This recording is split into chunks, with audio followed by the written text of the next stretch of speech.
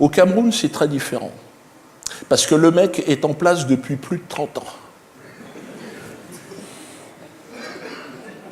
34 ans exactement.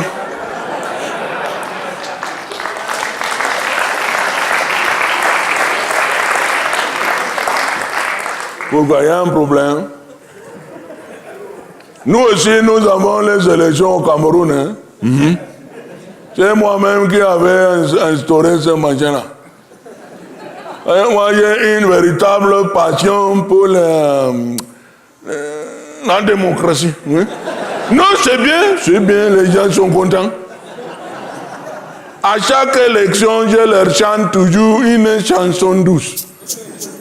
Une chanson douce que chantait le président.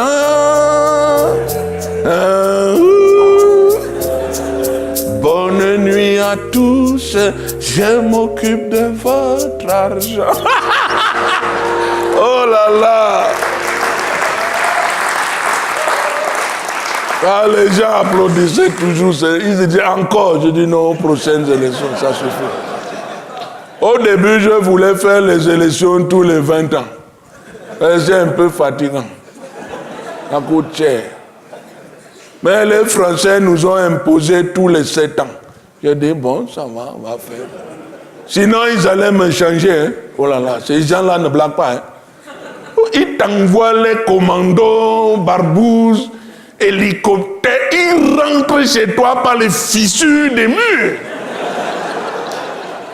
C'est très dangereux. Tu as vu Gbagbo en Côte d'Ivoire, mais comment? Ils sont allés les chercher dans les toilettes. Ils n'ont pas eu le temps de tirer la chasse. Ils se sont retrouvés en slip au tribunal de la Haye. Je ne comprends pas. Ils faisaient caca, les gens arrivent. C'est pour ça que j'ai reçu le fax le matin, l'après-midi, j'ai commencé ces affaires d'élection-là. Au début, tu vois, j'étais le seul candidat. Oui.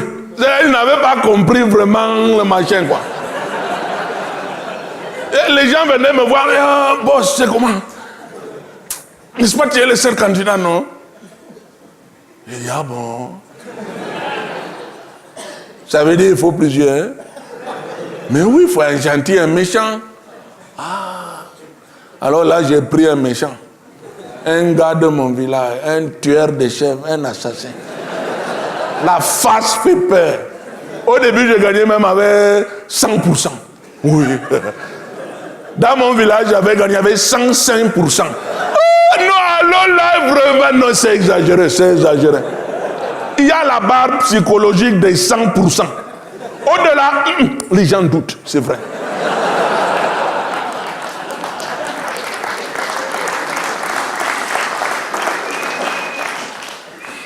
Quand tu fais la politique en Afrique, je te dis, il faut être prudent. Très prudent. Il y a des imprudents. Oh non, trop. Il y avait un collègue en Centrafrique, Bokassa. Un ambiancé, un gars sensationnel. Mais tu vois, il se fait sacrer empereur. Non, c'est trop. Avec le carrosse, la couronne. C'était Euro Disney à Bangui, non? Je lui ai dit, bon, c'est trop. Pourquoi tu fais ça? Tu es déjà président à vie. Guide suprême des mammifères terrestres et marins. Docteur honoris causis du système solaire. Tout ça en 1 an. Non, mais prends ton temps, Bobo. Et lui dit non, je vais envoyer encore plus fort. Parce que je suis empereur. Fils aîné de la reine d'Angleterre. Non, c'est là que j'ai compris, alors là c'est foutu. Tu es le fils aîné d'Elisabeth? Ah bon? Est-ce que cette femme est noire? Oui, il disait oui, elle s'est fait défriser. Il y croyait. Il envoyait des lettres enflammées. Maman revient. Je ne pense qu'à téter ton sein. Oh là là. Non, il y a eu le problème diplomatique, non? Ils ont envoyé les commandos. C'était fini. Tu vois, c'est ça. Vraiment, quand tu es en Afrique, vraiment, tu dois être discret quand tu fais les machines de politique. Moi, je suis très discret. Je suis toujours caché en Suisse, dans un hôtel. Oui, tu connais? Ah bon? Il y a des gens qui me reconnaissent. Ils pensaient que je travaillais dans l'hôtel. Il y en a souvent, mais est-ce que vous connaissez le Cameroun? Je dis, oh, pas trop. Parce qu'en Afrique, vous avez des gens qui aiment parler fort. C'est ça le problème.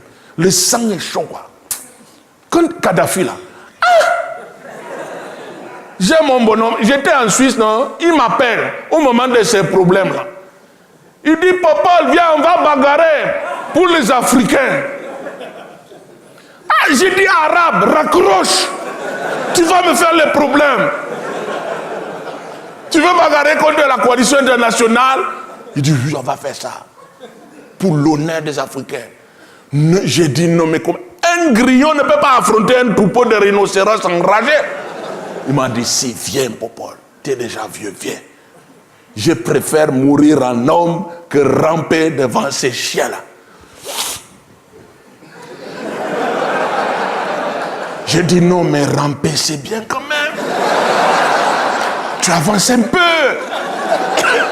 Il m'a raccroché au nez. Carrément. Mais tu vois, le lendemain, ils l'ont embroché, c'était fini. C'est pour ça, moi, vraiment, je dis que quand tu fais la politique en Afrique, alors vraiment, vous savez, si je suis me maintenir au pouvoir pendant près de 35 ans, c'est que je n'ai jamais pris le moindre risque, jamais. Certains prétendent qu'en 35 ans, je n'ai rien fait. Je leur réponds toujours, non, c'est faux, j'ai fait moins que ça. Ce qui fait que mon pays est resté stable. Il s'est momifié. Oui. Une momie, c'est vraiment extraordinaire. Elle peut rester 5000 ans. Non, non, elle ne bouge pas. C'est un des 3 soleils. Tu te retournes, mais comment? Elle n'a pas bougé. Ça, c'est vraiment... Moi, je suis passionné par le processus même de momification. C'est quelque chose d'extraordinaire. J'ai un laboratoire dans mon palais. Je fais même les expériences. Il n'y a pas longtemps, j'avais pris un opposant. Un gesticulant. Un gars qui m'emmerde depuis 30 ans. Dès que je voyais ce bonhomme, mais président, où est l'argent de l'État? Le peuple souffre. Bon, je prends ça. Je l'ai plongé dans le béton. Non, il est mort. C'est-à-dire qu'il avait un problème cardiaque que j'ignorais. Après, je l'ai fait sécher dans les jardins. Il est bien. C'est un opposant stable. Qui pleuve, qui vend, ne bouge pas. C'est ça que j'apprécie. Je pense même le nommer Premier ministre. Surtout, il est honnête. Et ça, c'est très rare au Cameroun. Ah oui. Honnête. Tu sais, je l'ai testé. Hein? J'ai pris un billet de 10 000, j'ai mis devant comme ça. Il n'a même pas regardé. Non, mais comment? Je ne pourrais pas en dire autant de mes ministres. Vous savez, oh là là. Au Cameroun, c'est le problème. Je les teste en plein conseil des ministres. Je laisse tomber une pièce. Je n'entends pas le bruit.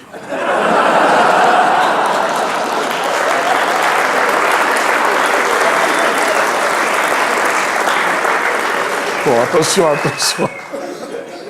Attention, c'est ce que je n'ai pas dirigé contre l'actuel gouvernement camerounais, bien sûr. Alors, j'ai assez d'emmerdements comme ça, et puis comme